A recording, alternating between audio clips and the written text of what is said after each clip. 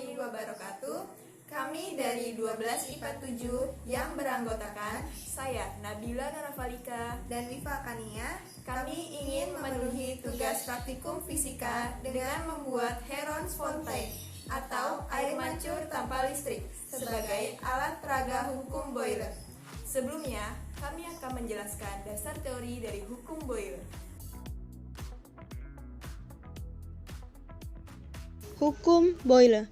Robert Boyle, seorang fisikawan asal Inggris sekitar abad ke-17, meneliti hubungan antara tekanan dan volume untuk gas dalam ruang tertutup pada suhu tetap.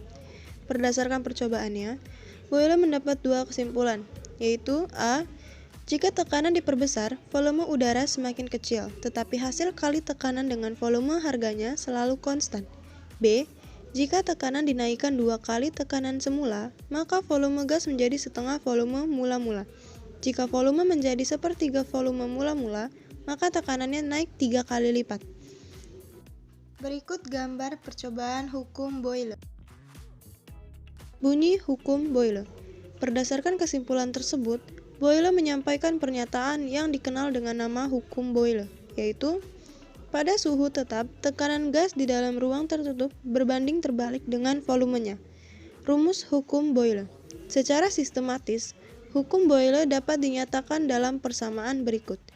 P dikali V sama dengan konstan, P1 dikali V1 sama dengan P2 dikali V2.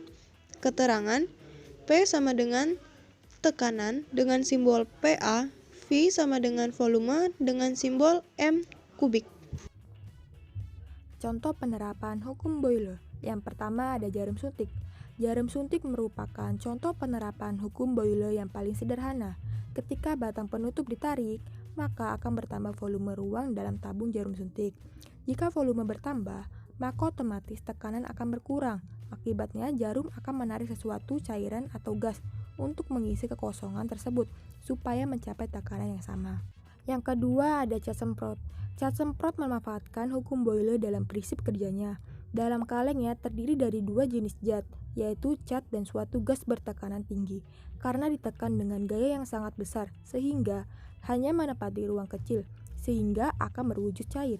Sebelum digunakan, kaleng semprot dikocok terlebih dahulu, supaya cat dan gas menyatu. Ketika lubang terbuka, maka secara otomatis gas dan cat akan tersemprot keluar karena tekanan dalam kaleng sangat tinggi dibanding di luar kaleng. Selanjutnya ada pompa ban. Pernahkah kalian mengisi ban? Biasanya akan mengisi tekanannya antara 30-35 pounds per inci persegi. Ini adalah pengukuran tekanan. Ketika penempatan terlalu banyak udara ke dalam ban, akan memaksa semua molekul gas untuk dikemas bersama-sama, yang akan mengurangi volume ban. Kecelakaan bisa terjadi saat suhu udara meningkat yang dapat menimbulkan ban pecah. Contoh lainnya ada pompa air, kaleng bersoda, dan penyelam. Aliran air merupakan air mengalir dari tempat tinggi ke tempat rendah, sedangkan air mancur merupakan perbedaan tekanan udara yang dapat menimbulkan aliran.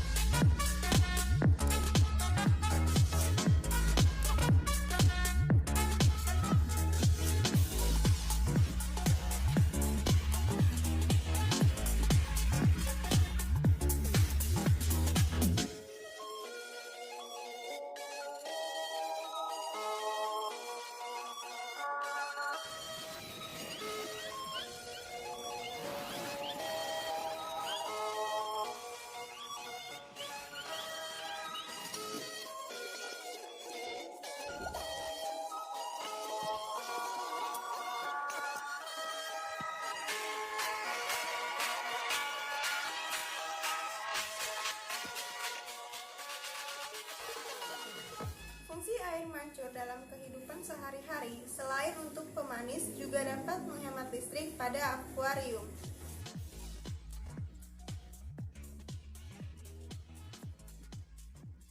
Fungsi alat dari air mancur ini sebagai filter udara. Keberadaannya bisa menyaring beragam zat pencemar dan beracun yang terdapat di udara. Proses filterisasi udara terjadi melalui peristiwa difusi dalam pancuran air. Zat-zat beracun bisa terserap melalui pancaran air yang keluar dari lubang air mancur. Kesimpulan, berdasarkan hasil percobaan, saat air mengalir ke bawah, volume udara di botol bagian atas bertambah besar. Hal itu berarti ketika volume udara dalam botol A bertambah, maka tekanan udaranya akan mengecil dan sebaliknya. Juga karena terdapat perbedaan tekanan udara pada botol bagian atas dengan tekanan udara di atas permukaan air di dalam botol B. Air dalam botol B akan mengalir ke botol A, air memancar ke atas, sehingga dapat disimpulkan bahwa hal tersebut sesuai dengan prinsip hukum Boyle yang menyatakan bahwa pada suhu tetap, volume udara berbanding terbalik dengan tekanannya dalam ruang tertutup. Saran, dalam pembuatan proyek fisika ini masih terdapat beberapa kendala yang seharusnya bisa dicegah apabila dapat disadari lebih awal, seperti pelubangan pada botol. Kami menggunakan paku yang dipanaskan. Seharusnya kami menggunakan solder agar mempermudah untuk melubangi. Sehingga kami menyarankan jika kalian ingin membuat air mancur sederhana ini, dapat menggunakan solder, karena menggunakan paku yang dipanaskan memakan waktu yang lebih lama.